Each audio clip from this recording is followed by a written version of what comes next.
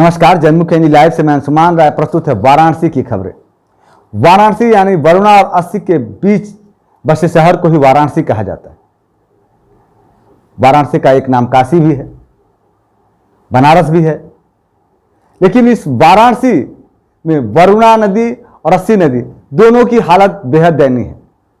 वरुणा नदी तो फिर भी गनीमत है, लेकिन अस्सी नदी तो विलुप्त हो गई और नाले में तब्दील हो गई। बीच में कई परियोजनाएं आई कि अस्सी नदी खोजी जाएगी, लेकिन अस्सी नदी खोजने की बात तो दूर, नाले में तब्दील हो गई। इस नदी के नाले की भी सफाई प्रशासन द्वारा नहीं कराई जाती। पिछले एक पखवाड़े से नगर निगम द्वारा बरसात को देखते हुए नगर के नालों को सफाई की जा रही है, लेकिन अस्सी नदी जो नाले में तब्दील हो गई, उस नाले की सफाई नहीं की जा रही है।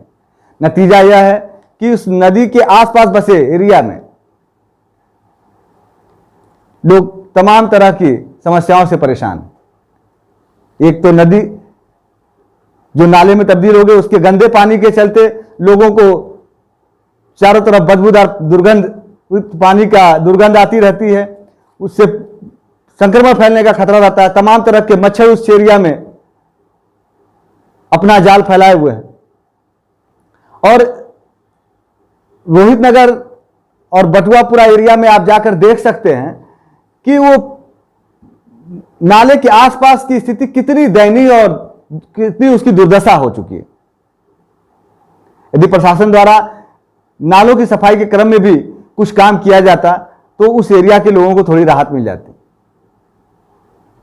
इस संदर्भ में एक सामाजिक संगठन क्रांति फाउंडेशन और कुछ और लोगों ने नगर निगम में शिकायत की है कि बरसात के पहले उस नाले की सफाई करा दी जाए, ताकि क्षेत्रीय लोगों को किसी संक्रमण का शिकार ना होना पड़े। उम्मीद करते हैं कि प्रशासन जागेगा और इस नाले की जो दयनीय दशा हो गई है उसमें कुछ साफ सफाई करके स्थिति को सुधारेगा, ताकि क्षेत्रीय लोगों की मुसीबत कुछ कम हो।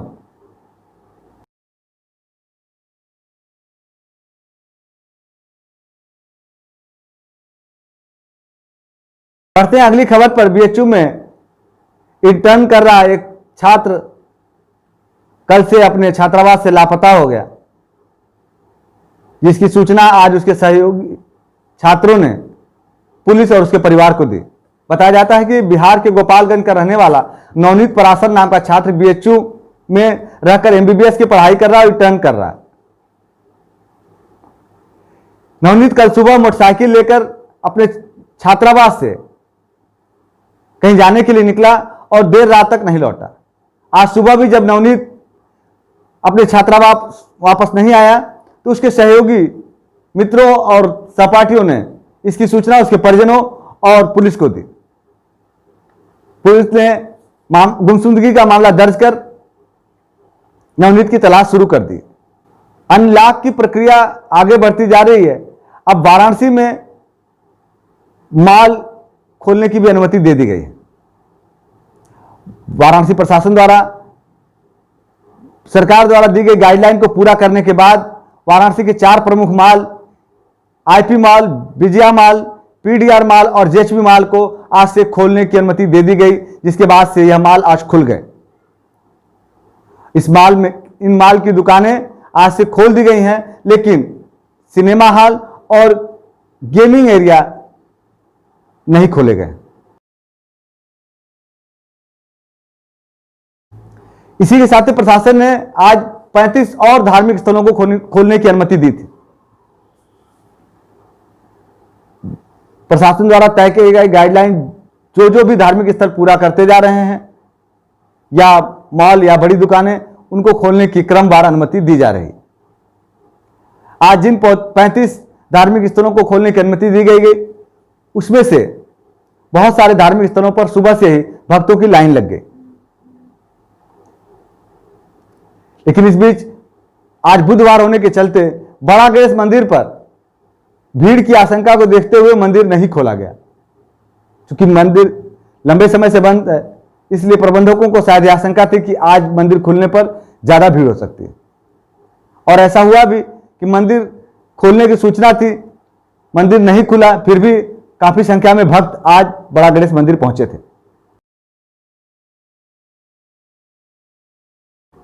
और वाराणसी का काल भैरव मंदिर अभी नहीं खुलेगा। काल भैरव मंदिर के महंत सुमित उपाध्याय ने बताया है कि काल भैरव मंदिर 30 जून तक खोलने की अभी कोई योजना नहीं है, जबकि एक प्रमुख भैरव मंदिर बटुक भैरव मंदिर आज से खोल दिया गया भक्तों के लिए। सुबह से ही भक्त पहुंचने शुरू हो गए थे। इस बीच आरटीओ ऑफिस में भी आज से काम शुरू हो गया। आरटीओ ऑफिस में आज से लोगों की ड्राइविंग लाइसेंस बनने शुरू हो गए हैं। अब बात कांग्रेस के सेवा सत्याग्रह की। अपने प्रदेश अध्यक्ष को रिहा कराने के लिए कोई बड़ा आंदोलन नहीं कर पा रही कांग्रेस ने सेवा सत्याग्रह का रास्ता अपनाया है। सेवा सत्याग्रह के जरिए कांग्रेस की कोशिश लोगों को अपने कार्यों के बारे में जानकारी देना और देश के लिए सेवा सत्याग्रह के माध्यम से आंदोलन करने की है। इसी क्रम में आज 5वें दिन बड़े पैमाने पर भोजन तैयार कराकर जरूरतमंद लोगों में वितरित किया गया। जिन जगहों पर भोजन वितरित किया गया उनमें से बजरडीहा कैंसर हॉस्पिटल, गोला मंडी, आदमपुर और कबीर चौरा हॉस्पिटल शामिल थे। इस कार्य में लगे लोगों में पूर्व मंत्री अजय राय, प्रजा शर्मा, राघवेंद्र चौबे, विजय शंकर मेहता, डॉक्टर सतीश राय आदि लोग शामिल थे। अब बात भूजल संरक्षण की। आज भूजल दिवस है। इस मौके पर विभिन्न सामाजिक संस्थाओं ने भूजल संरक्षण पर जोर दिया है। इस मौके पर आज नागेपुर में एक कार्यशाला का आयोजन किया गया, जिसमें लोगों ने गिरते भूजल स्तर पर चिंता जताई और ग्रामीणों से भूजल संरक्षण पर काम करने की अपील की और उस पर जोर दिया। ग्रामीणों ने पानी के बचाव के लिए संकल्प भी लिया। बाद में लोगों ने एक प्रदर्शन भी किया। लोगों का आरोप था कि मेहदीगंज स्थित कोको कोला के प्लांट में भूजल का अतिरिक्त दोहन किया जाता है, जिसके चलते जल का स्तर नीचे गिरता जा रहा है। ग्रामीणों ने सरकार से मांग की कि यहां से कोको कोला प्लांट जल्द से जल्द बंद किया जाए। कोको कोला प्लांट के चलते लाखों लीटर जल का प्रतिदिन दोहन हो रहा है, जिससे दर्जनों गांव के पानी का स्तर काफी नीचे चला गया है। कुएं और हैंडपंप से पानी निकलना मुश्किल हो गया।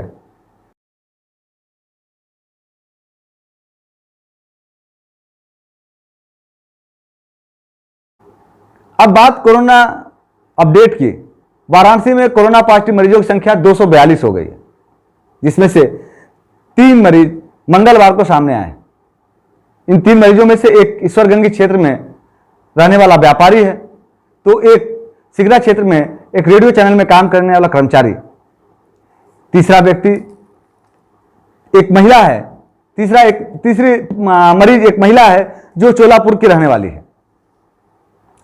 इन 3 नए मरीजों के साथ वाराणसी में एक्टिव मरीजों की संख्या 88 हो गई है और 149 कोरोना पॉजिटिव मरीज स्वस्थ हो चुके हैं, जबकि 5 की मौत हुई है। इस अपडेट के साथ ही आज की खबरें समाप्त होती हैं। कल फिर मिलेंगे कुछ नई खबरों के साथ। नमस्कार। पाने के लिए सब्सक्राइब करें जनमुख NG लाइव को और लगातार अपडेट्स पाने के लिए बेल आइकन को प्रेस करना न भूलें।